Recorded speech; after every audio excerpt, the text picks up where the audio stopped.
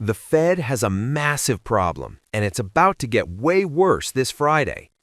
Everyone keeps waiting for inflation to drop back to 2% so the Fed can start cutting rates. There's just one issue. Inflation is completely stuck around 3%. It's not budging.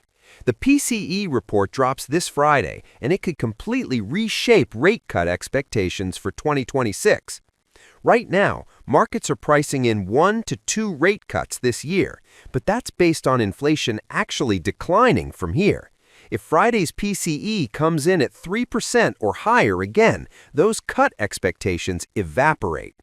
And here's why that matters. The entire 2024 rally in tech and growth stocks was built on the assumption that rates would come down. Treasury yields just broke through 4.29%. If the Fed can't cut because inflation won't cooperate, we could see a much deeper correction. Friday's PCE number has more power to move markets this week than earnings, Davos, or any geopolitical headline. If it comes in hot, buckle up.